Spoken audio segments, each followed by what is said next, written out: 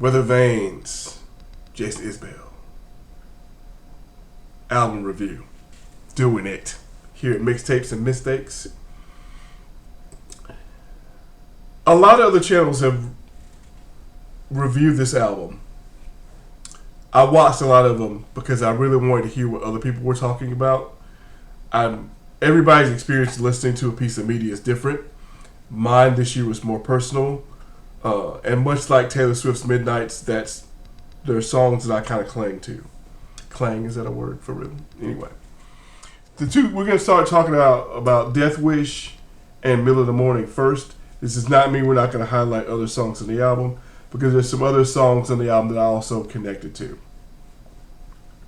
A little background on Jason Isbell. He is a native of Alabama, born in Green Hill, Alabama. I got first introduced to him when he was a member of the Drive-By Truckers. I liked their hard edge and the southern rock sound they did. And I was really surprised to find a band that were, first of all, Alabamians writing songs about Alabama. And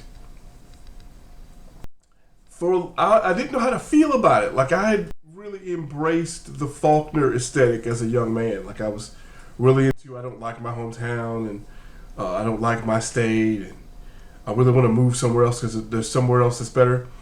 What you learn when you get older is that the grass is not greener. Everywhere is somewhere that's in the background of somebody's life, and they'll talk about it a certain way when they're 25.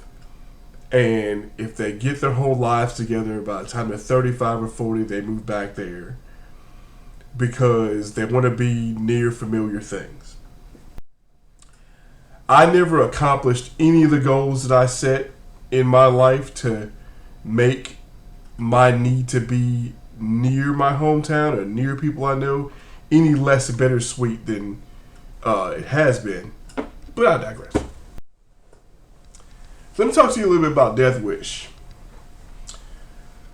Whew, I'm getting better at this, and you'll see why in a minute. Death Wish is going to end up on a few mixtapes. It's going to end up on the Year of Tears mixtape. It's going to end up on the Songs I Have Trouble Getting Through mixtape.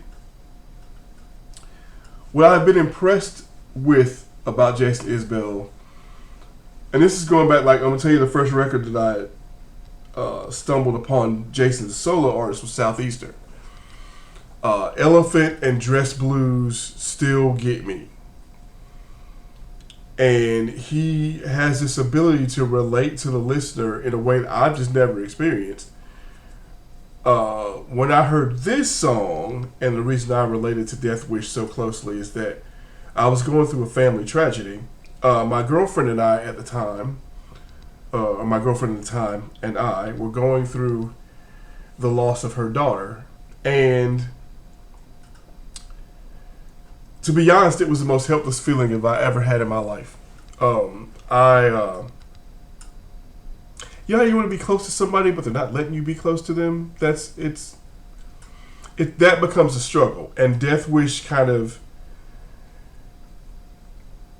as a song, if I had to tell somebody what I was feeling during that time this year, I would just play that song. Like, it was like that dude was standing next to me, like, hey, I'm with you. I know what you're going through. And it was hard. Like, it was just, you feel like you're not doing enough, or you feel like you're not present enough. And I don't know what the truth is, but that song really got into, like, it dug into what I felt at the time and how I still feel in a lot of ways about the situation. But it's also a great song. It's very well crafted. It, like a lot of songs on this album, it does have kind of like this slow feel to it, which is one of the gripes people have about this album. That it's very slow. And I guess but there's some rockers too. Nothing's really fast necessarily. Nothing's like Super 8 Motel. Like, nothing's like this rowdy, raucous thing. A lot of the stuff on it is subdued and questioning and talking about things, and like getting more into it's a really cerebral album. But I guess my counter to that is, or to the idea that it's slow. Have you heard Southeastern? Have you heard Nashville Sound? Like those, slow is kind of what Jason Isbell does. So I didn't like the idea that people are like, oh, it's a slow plodding record. It's not any different than his other records. Like it's not. I don't know that if you're looking for a record that doesn't have like a consistent beat to it, like you want highs and lows, ups and downs. Maybe you'll come to a record like that, but there are moments on this record that aren't like just a dirge or anything like that. But it's Death Wish, among other songs, is kind of slow, but it fits that song. Middle of the Morning is a song ostensibly about the pandemic.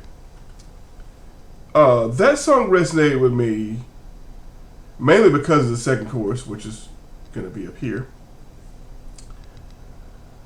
Like at the time, I was emotionally raw. Like I was in it.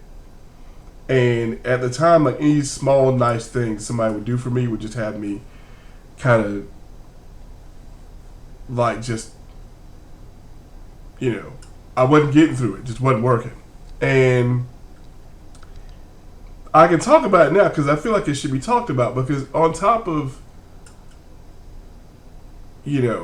unexpected things happening to you or happening to people that you're close to, that you care about, that you love, that's the latest thing. Because on top of all that, for everybody, is lockdown and the pandemic, and how we've gotten pushed farther and farther away from each other as a group of people. Like, not even just as Americans, but just worldwide. Like, we used to be nicer to each other. Here in America, we used to not see each other as the other. Like, we'd have debates. We'd be on different sides of the political aisle, but we never saw each other as enemies. And it seems like now, that's kind of where we're at. We're in these armed rhetorical camps where it's just like, this person or that person is just evil from the other person's point of view. The lockdown was a big part of the othering of everybody. And I don't like, the other thing is, the whole idea that we were all kind of by ourselves during lockdown, or like you were just locked down with the people that you were locked down with. I moved here at the beginning of the pandemic, and I have been, other than like people I work with, been kind of largely by myself, which wasn't great. And then I will say, as an aside, and this is one of the other reasons why the song resonated with me, I would not wish anyone grieving anything by themselves on anybody. Like, it's not the way you're supposed to do it. Like, it's hard. You need a sounding board. Like, you need somebody to talk to. And I will say, I have a really great group of friends who've checked on me, and not just about this, but like even when the pandemic was going on, like just reaching out to people and talking to people on the phone, or FaceTiming, or texting, or IMing, like all that stuff. Like just trying to find ways to keep human connection became more important than I think anybody really realized. I also kind of think that the whole lockdown thing broke a lot of people. Like, I think it did more harm than good. Like, or the lockdown cure, like the idea we're gonna hunker down, was worse than the disease we were fighting.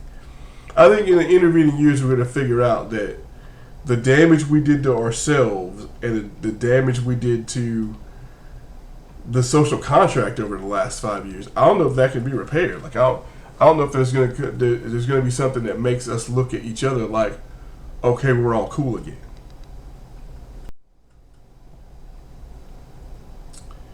That brings me to When We Were Close. One of the things I've been thinking about leading up to doing this review, so much like, and this is going to sound cliche, or it's going to sound like something that everybody talks about when they talk about this other artist.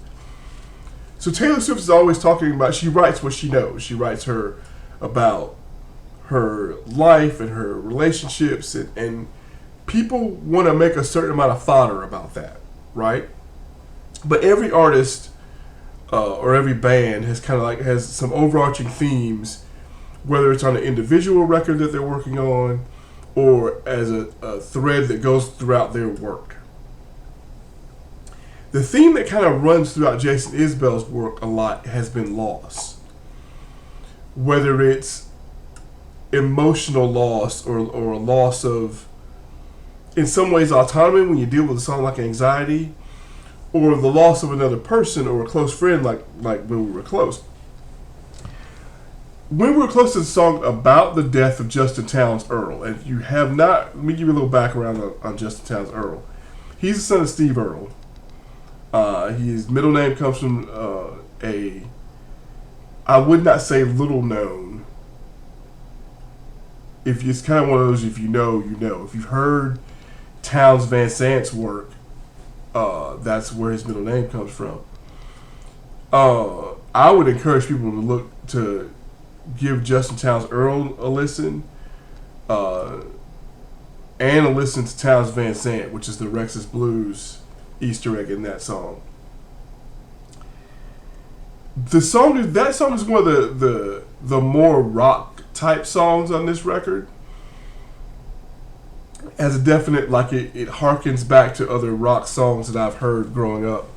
Just a real, like, just that middle of the road. I wouldn't even call it top 40 rock, but like just middle of the road.